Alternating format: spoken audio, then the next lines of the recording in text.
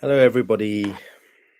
I'm Rich again after a disastrous evening watching Man United yet again. This is turning out to be a regular affair. Well, I'm taking my time today. I thought instead of giving an emotional reaction, context to the game, which I still am, I just thought, let me go for a drive, meet some friends, talk about it before I take to the camera. What have we just witnessed today?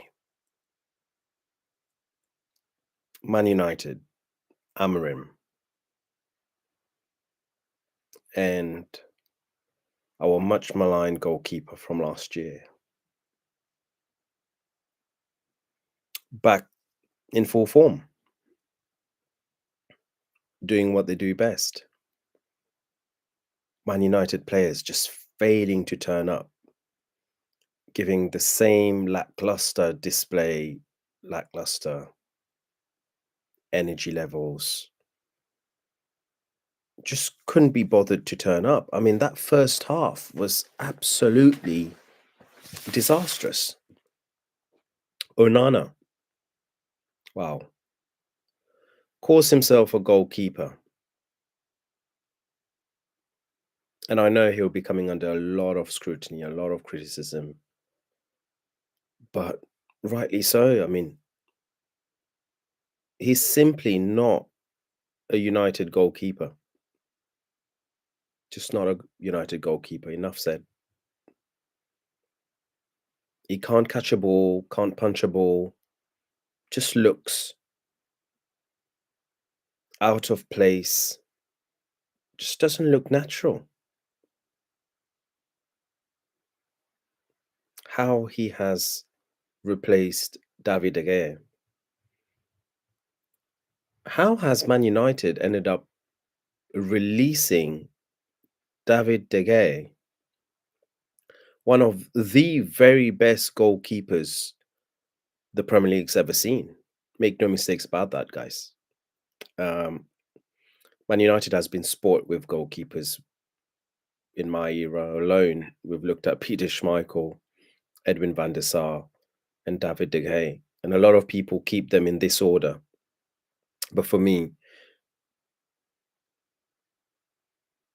David De Gea is as good in his prime as any goalkeeper has been that I've ever seen in my life.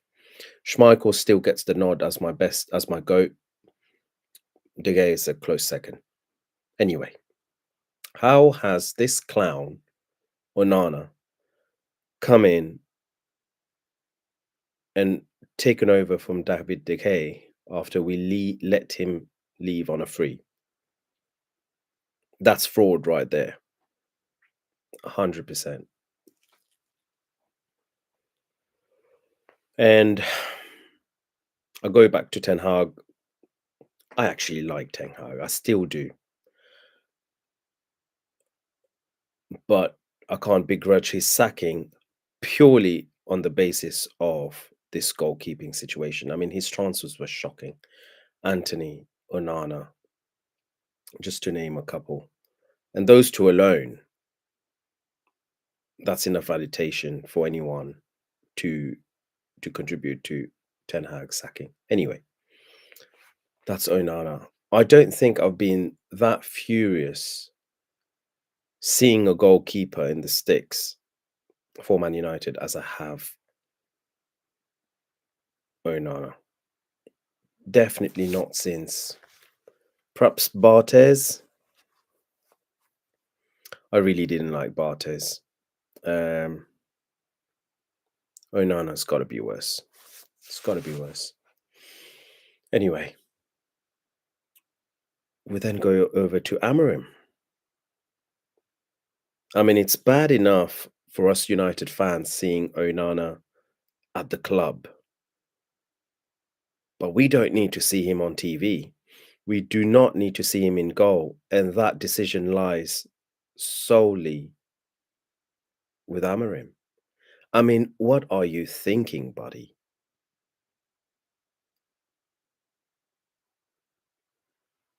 How can you have Onana come back in? I mean, I understand it because I'm just trying to find mitigating reasons for Amorim, but really, I mean, it's Grimsby. You've got to think, wow, Onana's on what, £150,000 a week? Surely, even Onana can't cost United a place in the next round of the Carabao Cup. Well, he's just gone and done it. So that's on you, Amorim. That's on you.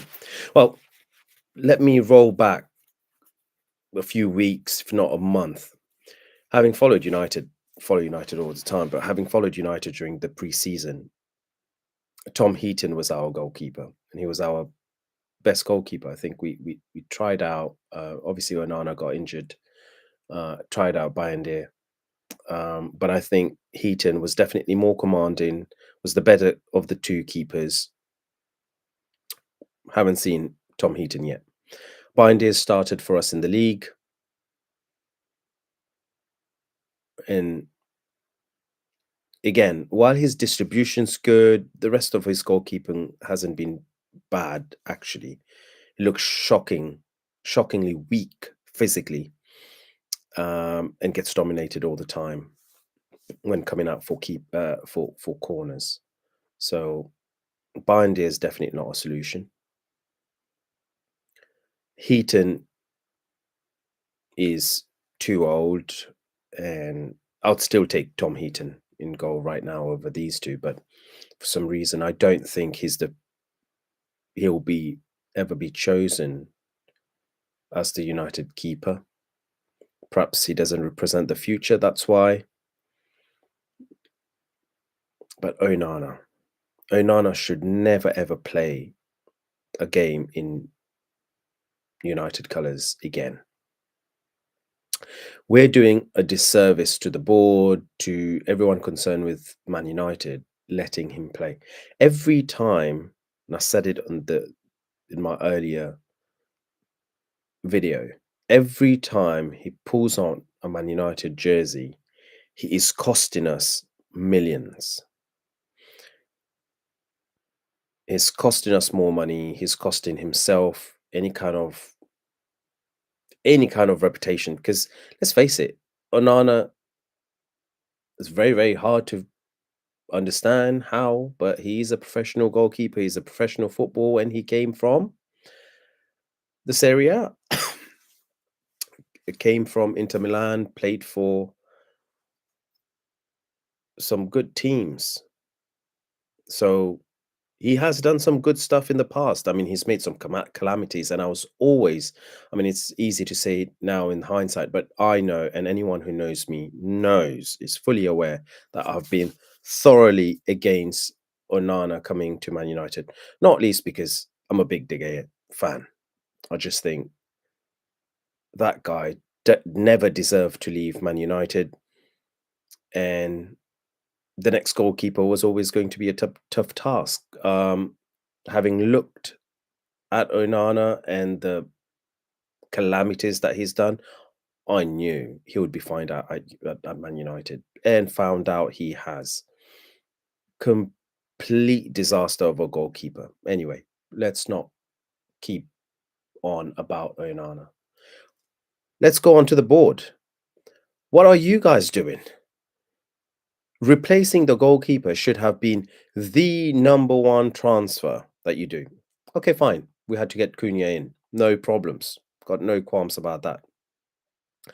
Why are we then bringing why are we then bringing on Bryan and Mbeumo? Good player, one of the best players last season. But while we're focusing on bringing up Bryan and Mbeumo, spending 2 to 2.5 weeks after Cunha, trying to get him and barter with Brentford, who were holding out for a Cunha-like fee. Well, let's face it, guys. We had a striker to get, and we had a goalkeeper to get. Again, in hindsight, people will be like, "Oh well, Shesko's come in, Tesco, as they want to call it, Tesco value, etc., etc." Whatever it is, we absolutely needed to get a striker. We've done that. But just as important, if not more important than a striker, was a goalkeeper. Not one, I would argue two. And now let's face it, guys, with perhaps a few more days left in the transfer window, I think there's only about 3 days or so. Um, can't remember when the transfer window shuts, but can't be too long. Certainly less than a week. We've got one of the best goalkeepers in the world, if not the very best goalkeeper. Let's put it out there. Donnarumma is the number one goalkeeper in the world. He's available. We've got two clowns in the club. Two, not one. How have we not just put everything that we've got, go out, get Donnarumma? He's not even going to be that expensive. Paris Saint-Germain, where he is currently, have already got a replacement for Donnarumma. Have already played the Super Cup without Donnarumma. Just go out there and get the guy. Who cares that he's going to run down his contract? I certainly don't.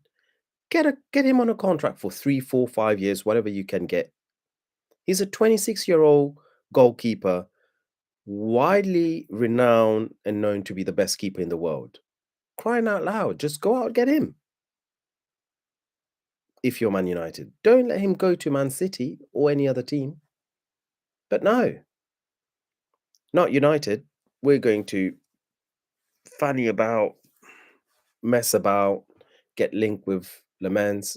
At this point in time, I don't care who we get, really. We need to get a new face in as a goalkeeper, somebody who's strong, physically, towering presence. But Le Mans, again, we're talking like rookie fans, rookie people. He's got very good potential.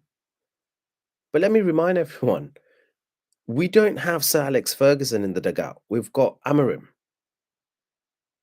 We haven't got an impregnable defense like we used to have. We've got defense which has the likes of Dalot, Maguire still. Our defense is much better, but I don't think it's been known to be super solid for that long. So we can't just bring in a brand new goalkeeper and expect him to perform miracles for us. Okay. Then we go on to the midfield, the two CDMs, if we have that. They're not going to shield the defense, and hence they're not going to provide much coverage for the goalkeeper. We need a dominating keeper who comes in with a great personality, someone who's been there, done that, and can add surety to our defense. That person has to be Donnarumma. I just can't imagine someone of the caliber of Donnarumma being available in the transfer window and Man United not doing everything in their powers to get him. But the longer this goes, we've got to question why on earth somebody like Donnarumma would come to United in the first place.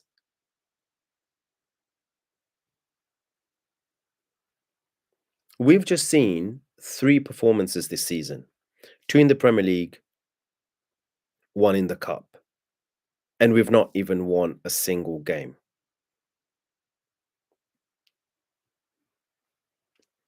Why would Donnarumma do that to himself?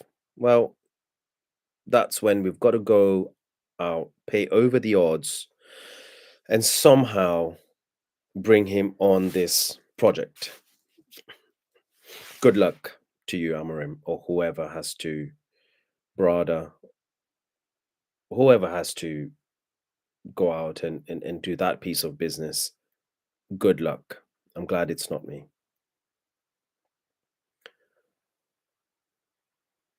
And now we look at the rest of the players. Guys, look at these players. These are players who keep supposedly taking responsibility. I've heard Delo come on and he's saying, "Yeah, we're the players. The buck stops with us." Amorim says, "Well, I'm the manager. I pick the team. The buck stops with me." Whoever the buck bloody hell stops with, do less talking and more action on the pitch because it simply is not good enough. And I keep hearing, "Oh, I'm taking responsibility. Bruno is taking responsibility after putting two shocking performances in the league. Amorim keeps taking responsibility since he's walked into the door." I mean, his record alone, Amorim, I don't know how he's still in a job, to be very honest with you. After his first month, I don't have the stats with me right now, but after his first couple of weeks or few weeks, 2, 3 weeks, where he had won a couple of games, I don't remember him having back-to-back good games. He's got to have one of the worst records a United manager has ever had. It's got to. Now, I'm not here to call for his head. I'm not here for change, but I'm also not here to endorse Amorim. I'm not Amorim in or out, whatever it is. I think on the back of this performance, I don't care. Um, but I know he deserves plenty of criticism, and that's where I'm at. As a fan, I support my team, I support my club, um, and I'll have to live by the decisions that they make. But as a fan, I can critique, and Amorim as a manager has not impressed one bit. He delivers a good performance, and we're going on about it again, but he delivers a good performance against Arsenal, one of the contenders for the Premier League. Everyone knows that has been, one of two most consistent teams in the Premier League for the past 3, 4 years, and hence one of the Premier League contenders. We put on a good performance, lose,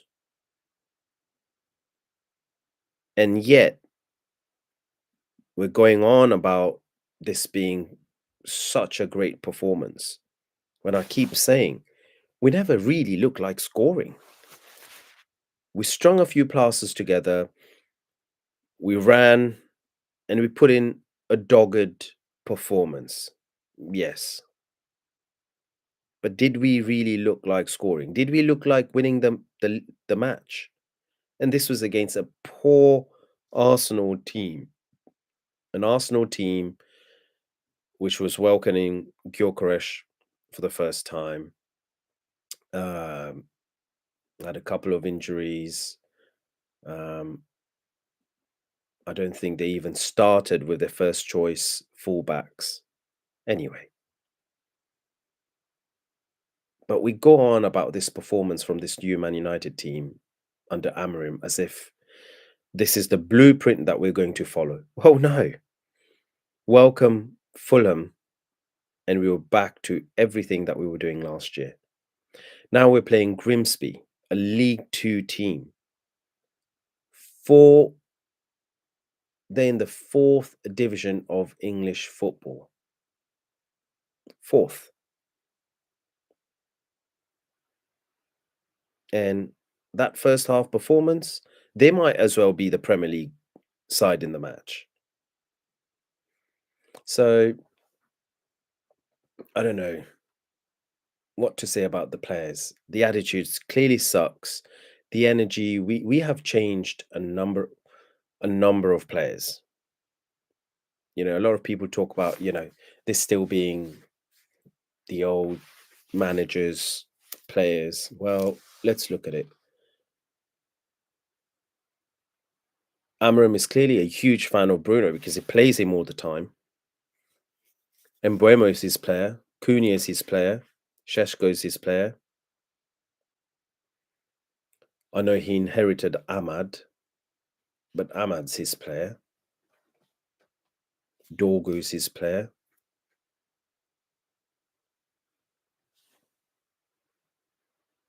And plenty of other players that he keeps on playing, fancying. I think Maguire is definitely Delit's his player. So plenty of players who Amorim brought in himself or he likes. So there's no excuse there. The goalkeeper is not his, but he should be pushing for one. He should be pushing for one. He should have pushed for one since last year. But instead, he goes on and defends the goalkeeper. He goes on and rebuffs criticism on the goalkeeper. Now, maybe that's his style of management, but it's clearly not working, right? Don't try and fool the public. We know what we see, right? This wasn't a good performance by anyone, and we'll talk about the player ratings in a short while, but this wasn't a good performance by anyone. But I can tell you, if Bayern Deer was in goal, I think we walk away with a victory. A crap game nonetheless, but a victory because we're 2-0 down only and only because of Onana. And those two balls, I think Bayern Deer doesn't make that mistake. Actually, thinking of it now, I can totally see how Bayern Deer concedes that second goal the same way that Onana does. So maybe we win 2-1. Anyway, guys, for any fans, United fans listening and watching this video at this godly hour of 3 a.m.,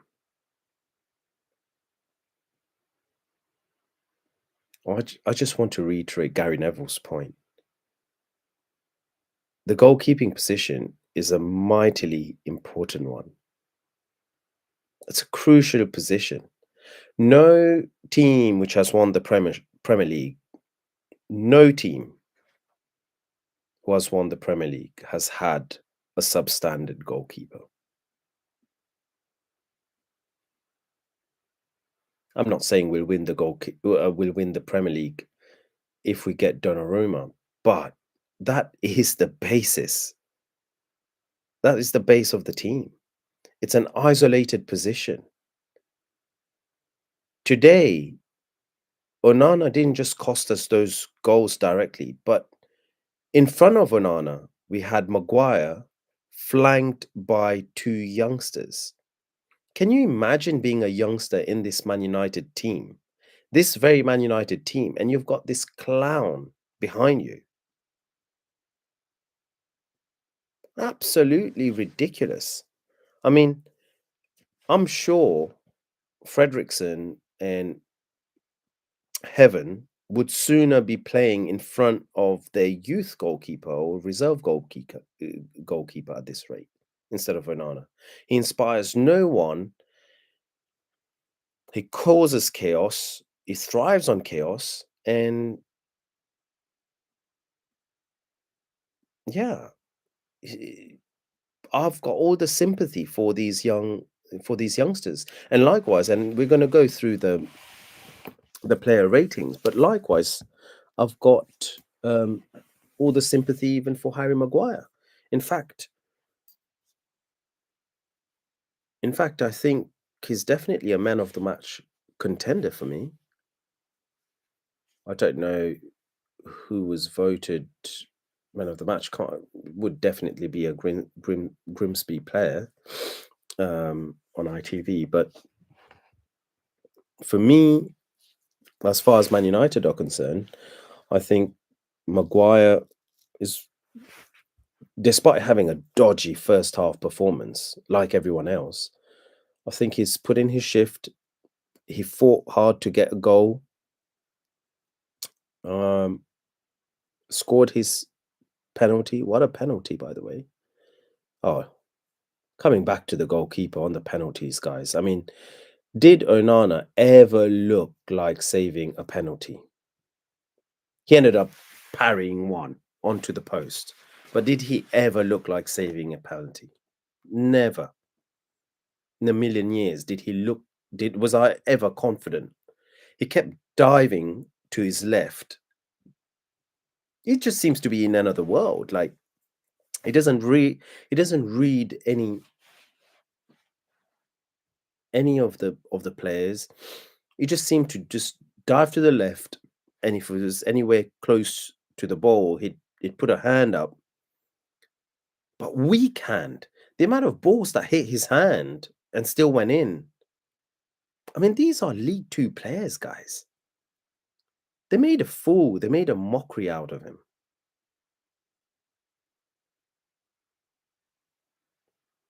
Just, it's just shocking. I mean, the more I think about Onana, I mean, what score do you even give him? Where does he even go from there? From here? Where does Man United go from here? How do we get rid of this guy? Who will take him? Will he go back to the Serie A? Surely someone out there, please, just come and help Onana, first of all. Just come and take him off our hands. Give him a new home, new lease of life. That gives Man United a break. At this point, I'd rather he goes for. I'd even give him for free.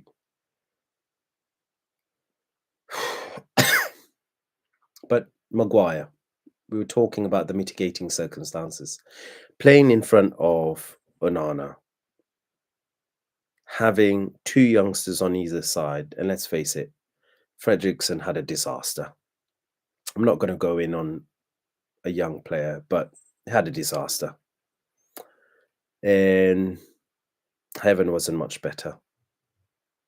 But then on the outside of those two guys, we then had two senior pros, certainly Diego Dallo. I mean, senior pro, put in a below par substandard performance, and Dorgu, chalk and cheese performances from Patrick Dorgu. I mean, against Arsenal, he had a great performance, hit the bar. But Fulham, it was a disaster. And today it was an absolute disaster. Then we look at the midfield. We've been crying out for Mainu. Now, give credit where it's due. I actually think Mainu was one of our better players in that central midfield. But he had Ugarte next to him. Manu Ugarte played for PSG. One of the best players, one of the best midfielders, period, while he was at PSG. I don't know if he did anything right in this match today. Who do we play in there? Casemiro has been our best midfielder. Credit to Bruno, he came on and actually looked okay. I guess the standards for Bruno have gone down, in my estimation, for me at the moment. So I'm not even sure, how to rate Bruno. But definitely he came on. There was an impact.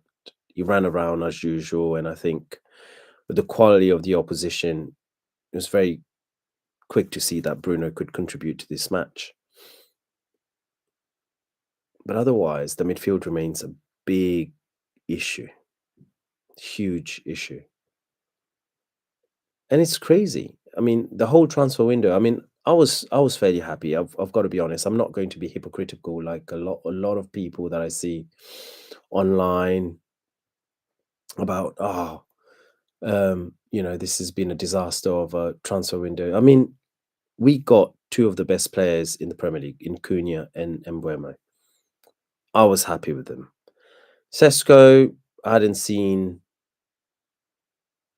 play a lot of times, but touted by all the top teams.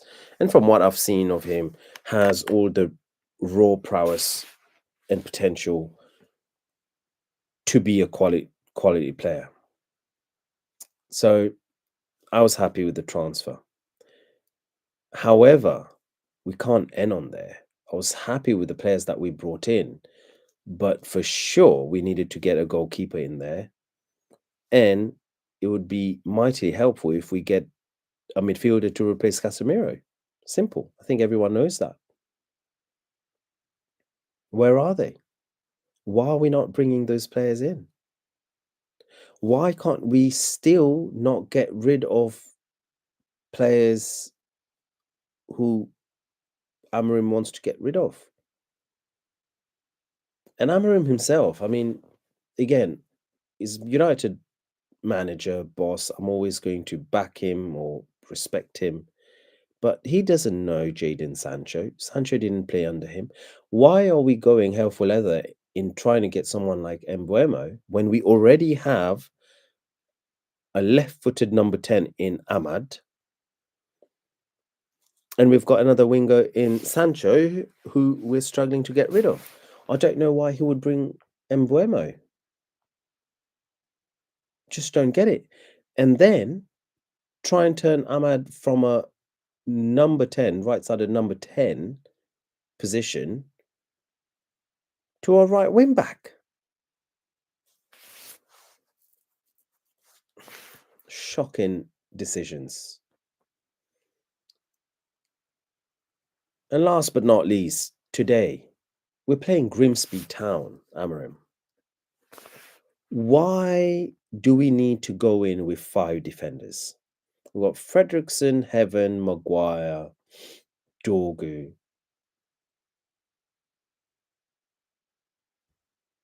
and his Portuguese mate. Why do we have 5 defenders? Why can't we just put on a show and, and, and and just give a treat to everyone? I don't get it. 5 defenders plus Onana. We're literally just telling the other 5 players to take on the entire team because we're not going to get any help from these guys.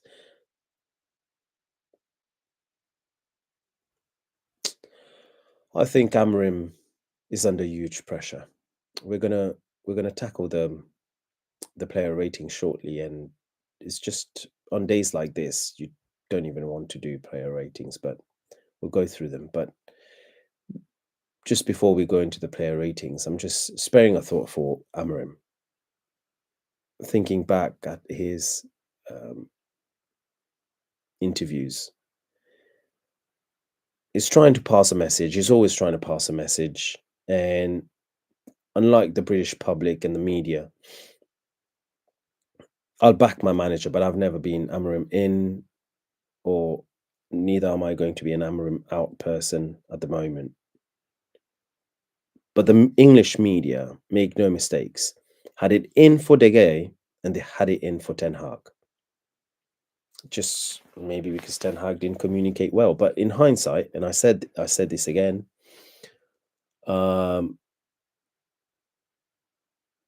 what cost Ten Hag his job were his transfers. How much they were his transfers, we don't know. Whether somebody else was also contributing to them, potentially. But those were his players, at least players who he's worked with in the past, who he backed, definitely, at least publicly. And those transfers were terrible. Those players were terrible. So he's got to live He made his bed. He's got to lay on it. He's got to live by the sword. So he's out. But guys, Ten Hag was someone who played the beautiful game, who played beautiful football, and at least at Man United, he could never impose his style of play. However, being an experienced manager, you've got to find a way to win, and Ten Hag did. We got 2 trophies under Ten Hag. We've got the EFL Cup, which we're now out of, and we got the FA Cup.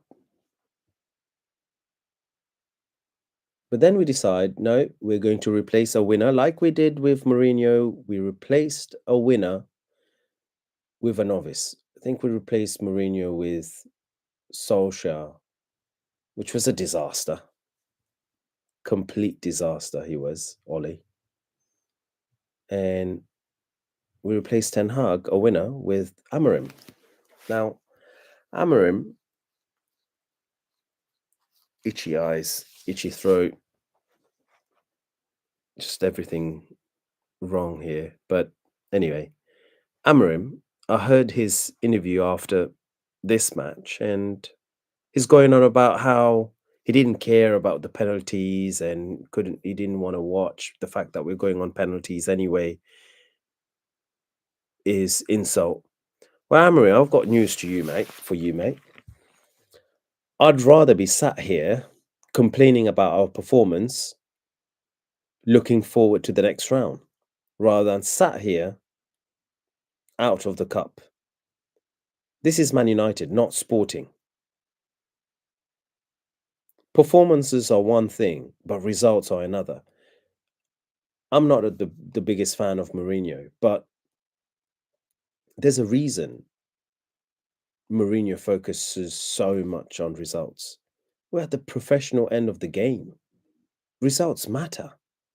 You can't pass the message saying, oh, I couldn't watch. This was already a disappointment. Grimsby, it's already a victory for them. They deserve to. I don't give a shit what Grimsby deserve to get or not. I tell you what, Grimsby deserved to be 3-0 up. Was I upset that he got chalked off? No, I wasn't. I cheered it on. And then we come to the goal. The referee, by the way, he was another shocking performance from the referee, but we'll tackle that all in good time. I don't care about Grimsby, what they deserve, what they don't. Yes, they deserve to go through. Yes, they need to take a lot of credit. But we've got to look at ourselves. And Amorim, you're not Father Christmas, mate. You're not the Godfather. Focus on your team, focus on your club, and we are at sea. We are at sea. Amorim's got a lot of responsibility to take. He keeps on focusing on this 5 at the back, 3 at the back, whatever it is. It's not showing any kind of. Clearly, he's not able to motivate these players. Clearly. Last season, we said he didn't have a preseason with this team, didn't have enough time on the training pitch. Well, now we've got all the time in the world. We've got all the flipping time in the world. Because guess what? We're not in Europe.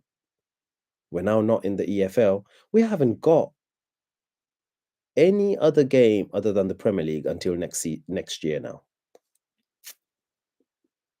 The FA Cup doesn't start till January. We've literally got one match a week. Amorim's got all the time with these players. What excuse are we going to use now? Oh, we can't ship some of this deadwood. Well, I believe we've made it easier for Amorim than any other managers as well in this area. We've allowed him to alienate people who we're trying to sell. People like Rasmus, people like Anthony. They're nowhere near this squad, nowhere near this team. What's he going to blame? Who is he going to put the blame on now? Bruno is his captain, fellow Portuguese, fellow friend. I believe Bruno and Amorim shared a dressing room before. They even look like each other, but oh well.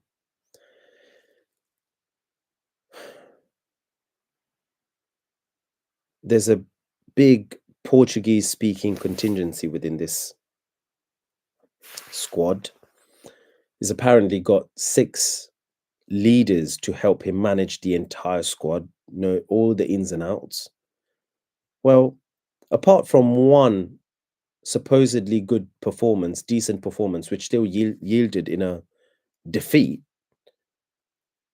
there's nothing for Amorim to hang his hat on. So I don't know. Amorim out. Yeah. Who's going to argue against that? So I don't know what Amorim's going to do. I don't know what the board's going to do. I think the CEO, he's got to take some responsibility for this as well. The goalkeeping situation, I mean, now it's far beyond, you know, recognizing that we can get a better goalkeeper. It's toxic keeping Onana in the club. You're driving people's blood pressure up. The players, I'm positive, none of these players gain any bit of confidence when they're seeing that Onana is on the team sheet. At this point, I think Bryan has more credibility than Onana, and even he's terrible. Not terrible, but even he's not good enough to be a Man United shot stopper. Certainly not on a regular basis. He's got to bulk up. He's got to strengthen up. Every time we have a every time we have a corner kick or a cross that comes into the box, I don't trust Bryan, and I certainly don't trust Onana. So big issues in the goalkeeping situation. Then we go at the opposite side of um, the pitch. Benjamin Sesko. I mean, what service has he got? We can't get any crosses in the box. I spoke about it in the video earlier, but Dalot just hangs the cross. There's no pace. Anyone who's played football knows, guys, we're not asking for David Beckham whips, but you've got to put a bit of pace in that cross. He hangs the ball up and expects the striker to generate all the strength from the header. Then we've got Ahmad playing on the right. He's always got to cut in, and let's face it, he doesn't do it enough. He's a dribbler. He likes to take on his player. Doesn't have a right foot. There's issues all around. Dorgu, left-footed player, out wide on the left wing, just didn't put any crosses in. Just didn't put any crosses in. We keep having these crosses from deep, from either Bruno or Casemiro, and it's not good quality. So again, Sesko, like Hoyland, and like all of the strikers before then, just bereft of any service. But Sesko, I'll even be a bit critical of him as well. I'm not saying let's get rid of him, not by any stretch of the imagination, but when he came to Man United, he's coming on the back of reputation of being one of the hardest hitters of the ball in the game, a top striker. And I've got to be honest, even his penalty was not inspiring. He scored his penalty, luckily, but it almost seemed like a fluffed chance. So I don't know what training they're doing. I'm lost, guys, or maybe I'm just being super negative. But at this point, nothing seems good enough. So anyway, Without much ado, 45 minutes into the call, let's go into the player ratings. Well, let's start with Onana. I'm giving him a 1.5 out of 10. Um, Disaster. Lowest score, 1 out of 10 for turning up, lasting 90 minutes. I don't know how. Even that, by the way, that should go down to on Amorim. How is Onana still lasting 90 minutes this match? Clearly, Amorim, again, he's got to look at himself, his own performances, his decision making. If we had any chance after 2-all of proceeding into this cup tie, he needed to have taken Andre Onana off, put Bryan on. Onana is a disaster on penalties. Amorim should know that himself from experience, but he kept him on. But anyway, he got his hand, Onana did, to one shot, which he tipped onto the post. And because of that, as well as scoring his own penalty, I give him half a mark. That's his 1.5 out of 10. Tyler Fredrickson. Now, very, very tough night for him. I won't go in and criticize him. Young lad. I'm glad he was giving a chance, but he looked out of his depth. Correctly substituted at halftime. Again, if this was Jose Mourinho instead of Amorim, I think that substitution gets made a lot earlier. Harry Maguire, arguably United's best performer overall, 6.5 out of 10. He got caught out in the first half, Harry Maguire did. He was getting moved about, jumped, even out jumped by the Grimsby players in the first half. But I've got some sympathy. Playing in front of Onana, who's making calamities after calamities and being flanked on either side by new, inexperienced youngsters in a really tough night, and also not getting the protection that you need from Ogate. I think I've got all the empathy for Harry Maguire, our best player in my humble opinion. Heaven, young defender, got him from Arsenal. Was better than Fredrickson today, but was still below par. I'd give him a 4 out of 10. Diego Dallo. Oh my goodness. What score do I want to give him? I don't even know what to do with Dallo overall. And I can't wait for Mazraoui to come back. Dallo, poor. Wasn't as wasn't a disaster, wasn't a complete failure, but very, very poor. 4 out of 10. Manu Ugarte, 1. 1 out of 10. Lowest score of the match. I had such high hopes for Ugarte. We've been talking about Baleba.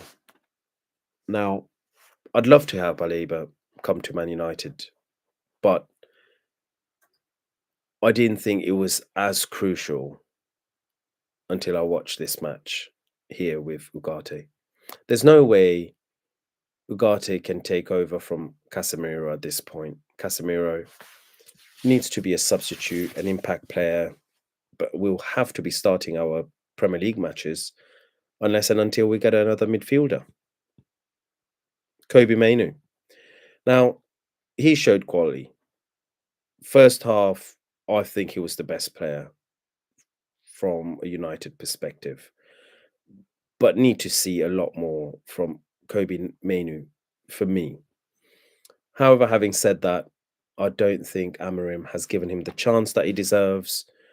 Um, Personally, I'm not sure if it works, but personally, I'd have him next to Bruno Fernandes in our next outing at the weekend.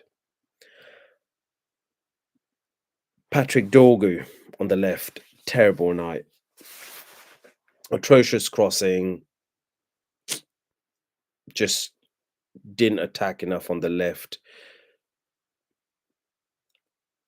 A lot of Shesko's fuel and pipeline should have been coming from Dorgu on the left. Just flattered to deceive. I'll give him a generous 2 out of 10. Amat Diallo, terrible, terrible performance. I can't remember anything that he did positive. I'm going to give him the lowest performance, the lowest score possible. 1. Cunha didn't impress. Probably has been one of our better players in the 2 Premier League matches so far. And I know that shouldn't have a bearing on today's match, but I expected a lot more from Cunha against a very poor Grimsby team. And not only did he, I think it was almost like he was playing hide and seek, Cunha. I didn't see him demand the ball. I didn't see him take on the ball and go on to runs that he did against Arsenal, certainly, and even a couple of cameo performances against Fulham. He just failed to turn up. And not just that, he went on to miss the crucial penalty to put us through. So at best 4, otherwise 3.5. Benjamin Sesko. Well, this was a graveyard shift, as we like to call it. Came for big money, and this was his first start. I think I would like to give him some credit. I think I recall seeing him cause some cause some trouble, get the few shots off, but was not at his sharpest. I'll give him the benefit of the doubt, though. He's coming to a brand new team, has not had the preseason with the rest of his colleagues. So 5 out of 10 for me. Substitutes. Well, first of all, for me, at least this was pleasing. I'm quite happy to report that the substitutes made an impact. Starting off with Bryan and Mbeumo, came off the bench and scored a very good goal, actually. So um, he should get some credit. However, and again, good first penalty, missed the crucial second penalty. I'd say 5.5, perhaps 5 even. But I was happy with his goal, well taken goal. And for that action alone, he was better than most of the people who started the match. Bruno Fernandes, good. Um, it's a shame that we still need to bring on Bruno against Grimsby. We can't afford to rest this guy. I was super critical of Amorim for not substituting Bruno. Well, today we see why. We just don't have the players to replace him. He remains one of our better players, and even as a substitute, he created the desired impact. So 6 out of 10. Delit, well, Delit so far has been my man of the season in 3 games. If there is one, well, he's definitely got a contender with Euro. But Delit came on and provided uh, much needed sturdiness, was a commanding presence in both boxes. If anything, it was a little bit too close to Sesko. I think Sesko could have scored, but for Delit. But overall, a good performance, or one of the better performances in a United shirt today was from Delit. 6 out of 10. Mason Mount the same. Um, I'm quite happy with Mason Mount, probably the best forward player since the start of the season in a United shirt. 6 out of 10. If I'm not mistaken, he actually got an assist. Mason Mount coming on. It was his corner that was converted by Maguire. And lastly, Zirkzee. Now, that was another positive performance from Zirkzee. I hope he can build on that because, unlike Hoyland, Zirkzee actually um, shown for United in a few games last season. And I think, given a good run into this team, he could be the glue, at least in the forward lines, at least until Shesko finds his feet and can really hit the ground running. So that's it really from my side for today. Really, really disappointing performance all around. We're out of the cup. And well, yeah, what can I say? I'd like to think this is rock bottom for Man United. Something tells me that no, we're in for some worse performances. So let's see. But yeah, I don't recall Man United being so poor against such a terrible opposition. And we've done the unthinkable. So congratulations, Grimsby Town. You deserve it. Well done. Good luck in the next round. And well, back to the drawing board for Man United, all of our players, Amorim, and even our board. There's a couple of more days or a few more hours, whatever is left in the transfer window. Go and get that goalkeeper. I'd love to say go and get Donnarumma, but I don't trust the board to be able to do that. I don't know why Donnarumma is 26, best keeper in the world. Just go out and get just go out and get him. Just go out and get him. In fact, get him, get Lemans, get rid of both Bryan and Onana. How about that? If we can get those two keepers signed in, for me, that's job done in the transfer window, and let's focus on the league. So, anyway, thank you very much, everyone who's shown the patience to not just watch Man United, but stick with me throughout. And have a good night or good day wherever you are. Take care. Bye bye.